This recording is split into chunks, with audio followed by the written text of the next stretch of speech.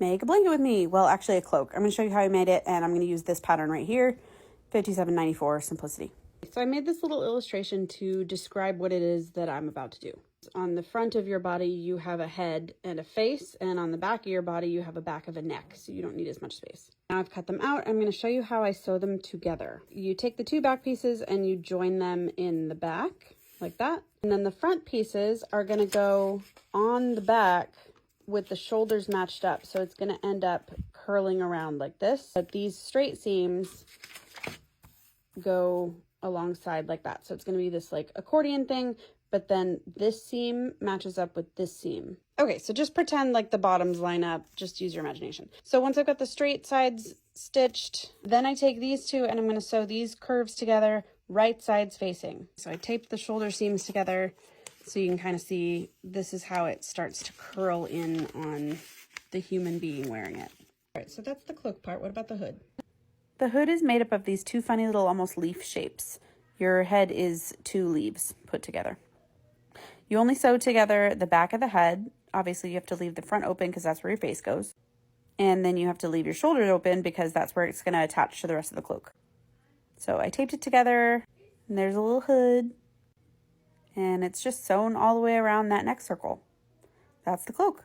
And then I add fancy things like arm slits and pockets on the inside and toggle clasps. And I do that twice because this is just the inside liner, and then I do the same for the outside liner. And then I attach them at all of their edges, inside out, together, right sides facing. And then I flip it right side out and hem up the rest of the way to make your double-sided luxury cloak. And as I'm sure you all know by now, because I talk about it all the time, the material that I buy is expensive. It's high quality, it's beautiful, it's soft, it's wonderful, it's washable, and it is expensive. So that's what I have to say about that. Let's get going. Okay, here's the part where you guys are all going to complain that my cat is on my workspace. Anybody who has cats, you know you don't keep them out of your space. And even if you do keep them out of your space, everything you own is covered in cat hair. So just let's move on. This is laying out the front panel, the first front panel. There's going to be two front panels, two back panels of each, the printed and the black material, as I showed you before. So that was the first. Here's the second. And this customer needs an extra few inches than the pattern had because she's tall. So I made sure to measure all the way around the circumference of that to make sure that there's extra length at the bottom when it's all done. So I put that pattern away, and now I'm cutting out the hood. So I lay two pieces from the scraps that I didn't cut for the panels, right sides facing, set my hood down, boop, that's Gregory. And then cut this part out all the way around with my handy dandy rotary cutter. If you don't have a rotary cutter and you are sewing, what are you doing with your life? And then you only pin the back of the head, like I said before, and then you sew it, only sew the back of the head, and there's the hood. Now for the pockets. I'm using a very scientific method to measure out the pockets. Then I pin them, sew them, cut the edges off, corners off, sorry, and then flip it right side out. And I have a pocket.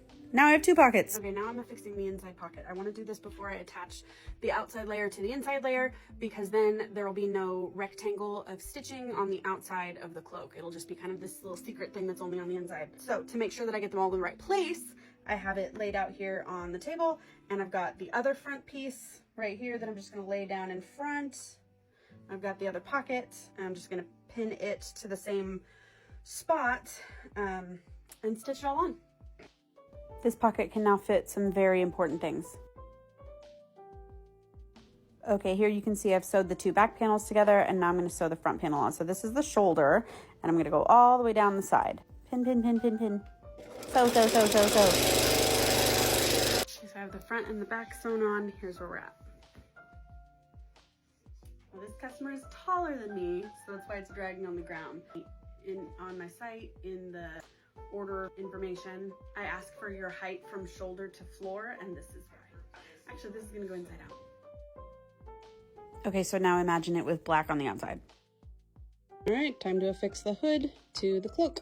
Pinned half the hood, and this pattern leaves about an inch of the collar bigger than the hood itself. Do the inner and the outer layers together. This is going to leave enough space for the toggles to be affixed. All right, I laid down the printed part that I already cut out onto the solid part and vacuum because it's always fuzzy, and cut all of those pieces, sew all of those pieces just like I did with the printed part. All right, attaching the black hood. Okay, black outer part's done. If you're wondering if the hood was gonna be nice and big, it is. Now for the arm slits. To get the placement for the arm slits in the right spots, I tried it on and I placed it right about where my elbows are, because when you put your arms through the arm slits, they're not like sleeves. They don't go all the way to your armpits. They just go to kind of where your arm bends. And of course I forgot to film this part, but I'm doing the arm slits. I did it on the inside and on the outside, and when I sew it all together and flip it right side out, I'm then gonna stitch them together so that they'll look like just a hole that passes through. It's really hard to show you, but that's what I'm gonna do. Okay, now that I've got the pockets done and the arm slits on the inner layer only, it's time to attach the solid black and the print together. Okay, it is pinned all the way around with a small gap so I can turn it right side out. I just want you to get like the scale of how much fabric this is. My 2 tables together are the size of a queen bed. Like, it's so big. That's what she said. It's sewed. Let's flip it. There's a dirty joke in here somewhere. I just know it. This is a ridiculous looking thing that I do, but it works.